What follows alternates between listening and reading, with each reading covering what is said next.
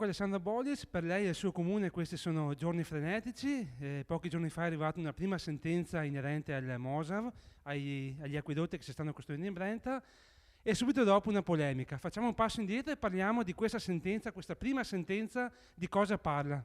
Parla del primo ricorso che abbiamo affrontato, che è quello che riguarda appunto quel progetto di escavazione in alveo nel nostro territorio.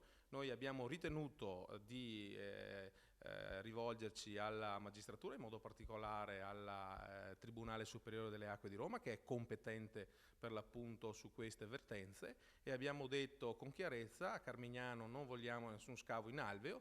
Tra l'altro le nostre norme tecniche di attuazione del piano regolatore, in modo particolare l'articolo 47, prevedevano un accordo ben preciso col Comune in caso di eventuali escavazioni. Questo non è avvenuto, siamo andati in dibattimento e per l'esattezza il 20 di dicembre del 2016, dopo più di un anno, Veneto Acque, o meglio la Regione attraverso Veneto Acque, società strumentale della stessa, ha presentato un documento nel quale diceva che non era più loro intenzione scavare nel territorio di Carmignano di Brenta, per cui il giudice non ha fatto altro che rilevare la sostanza della sentenza, dicendo che non c'è più la materia del contendere, e di fatto è venuta meno la materia del contendere. Quindi di fatto con il nostro ricorso abbiamo fatto ritirare la Regione da un progetto scellerato di scavi in alveo dentro il fiume Brenta. Questo ritiro da parte della Regione cosa comporta a questo punto?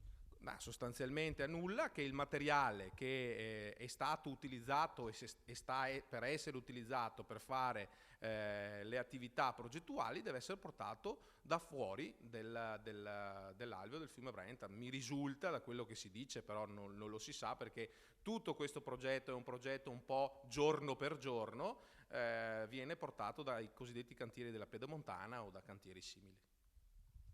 E proprio ieri è arrivata la risposta dell'assessore regionale per l'ambiente Bottacin, che insomma l'accusa che loro stanno procedendo con norme regolari, insomma questa è una bella dichiarazione visto quanto abbiamo appena detto. Sostanzialmente io sono stato stupito e sto ancora pensando a quale tipo di ragionamento istituzionale faccia l'assessore Bottacin. Uno, si sta arrampicando sugli specchi.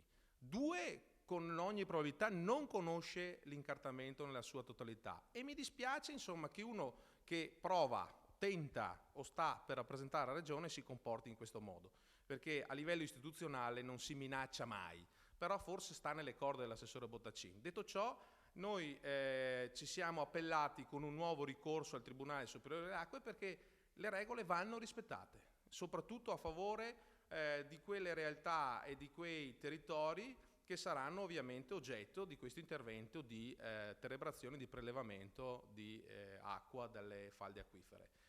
Non abbiamo fatto altro che chiedere alla massima autorità per competenza e per parere obbligatorio di dirci: ci date cortesemente, attraverso ovviamente un accesso agli atti che abbiamo fatto, ci date cortesemente il parere con cui avete autorizzato la quantità di prelievo in falda. E ovviamente l'autorità di bacino ci risponde, non è che se lo inventa il sindaco di Carmignano, è qui che non capisco l'atteggiamento dell'assessore Bottacin e della Regione.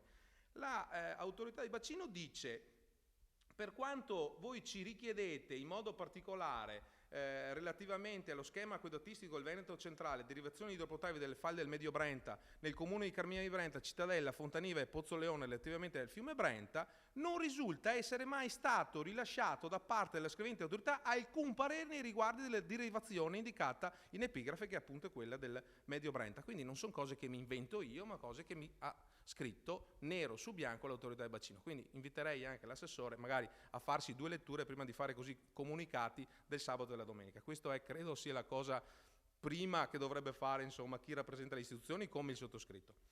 Quindi documenti alla mano, insomma il vostro comune immagino prosegue in questa lotta e soprattutto vuole chiarezza rispetto a queste regole. Sì, ma io vorrei fare chiarezza su una questione che lui pone, come che la regione, tramite lui, insomma, pone sul tavolo, che è questa. Noi non siamo, assessore Bottacin, contrari a questo progetto, noi non siamo contrari a dare acqua alle popolazioni che ne hanno bisogno, che hanno qualità dell'acqua peggiore della nostra. Noi non siamo contrari ad andare a aiutare quei territori che sono inquinati dai FAS. Non siamo contrari, è italiano, presumo e spero lo capisca. Però al di là di questo ci vogliono regole chiare, bisogna rispettare l'accordo di programma, non lo state facendo, non state rispettando l'accordo di programma.